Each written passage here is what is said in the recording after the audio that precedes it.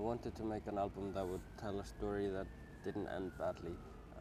Even though the album is quite melancholic, I wanted to,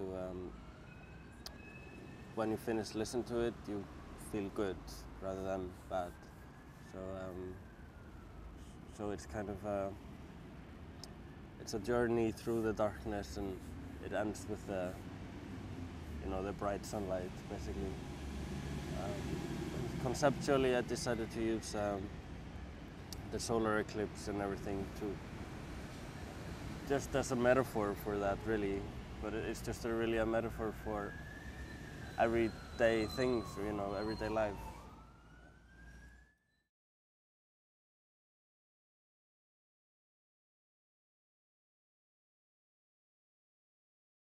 Yeah, I work in the classical context a lot, but I don't think I could really see myself as a classical artist. Actually, I don't really think it matters.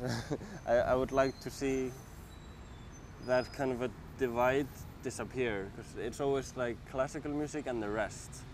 I mean, there's hundreds of genres, and then somehow classical music is the only genre that is divided from all the other genres, basically.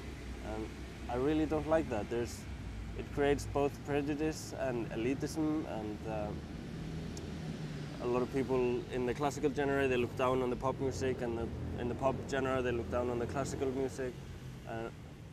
I would like to see classical music just as one other thing, and that it's not a crazy thing that I'm doing both,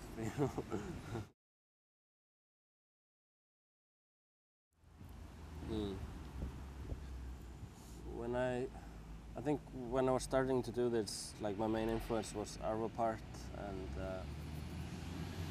a few movie composers like Thomas Newman and Javier Navarrete, who did like the Pan's Labyrinth and stuff like that. But now I think I look more to different styles to influence my own style. I mean, I still get influenced by hearing classical music, and it's really hard to tell exactly where it comes from, because most of it is very subconscious. Yeah, I think inspiration is a very subconscious thing. Like, often I would be writing a song, and then after I've written it, I realize it's actually just a song I've heard 3 days ago or something. I think, like, influence is very often like that. You don't know where it's coming from, but you heard something somewhere and you're writing something similar to it almost on purpose. So a lot of my influences now are just coming from, like, indie music, even electro stuff. Especially like these days, right now I'm working on a lot of music, like, very heavy electronica influenced. It's actually even more electronica than mixing with a bit of violins in it, and that influence is very much just coming from dance music, actually, even though it turns out being something completely different. I could add to that, I think often influences are just tiny bits. Like, an influence can just be a sound, one sound, and you use that sound, but you're creating something totally different from that same sound. So even though that one sound influence came maybe from a Daft Punk song, I'm writing a classical song with it. And then there's 100 other influences that come together and create one big pile of influences.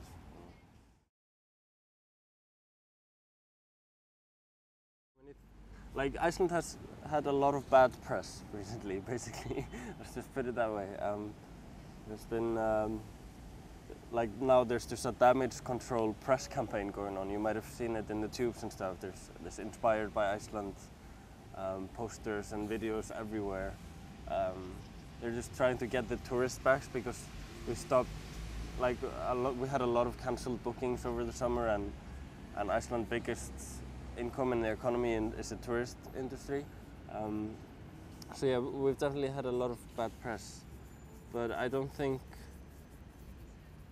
I haven't really noticed a change in how people approach me, or at least the ones I've talked to. Maybe people talk differently behind my back.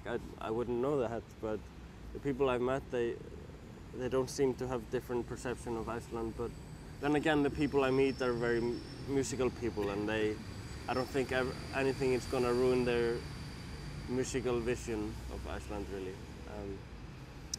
But this, actually, I wouldn't say this has affected my work in any way. We haven't had I mean, the government is still supporting the arts as much as it did before, and even more actually, because now they're trying to promote the country even more, and music is the best way to do that. Music is what Iceland is famous for.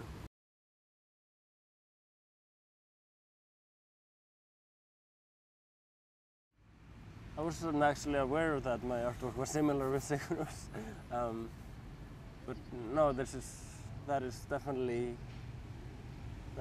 not intentional. I think it's just the fact that we're both kind of, what's it called, like we both like to have things handmade and have a natural look. But none of it is intentional. I don't even design it myself. Basically, I just went to the designer and said, I want an artwork that can tell the story that I'm trying. Like with the solar eclipse, I wanted to refer to that. It doesn't have to be that, and I want it to be handmade and very natural. No, I would actually, I think I'd rather try to disassociate myself with Sigurðar's, not because I don't like them, but because this comparison is used so much, and I don't think it's really justified.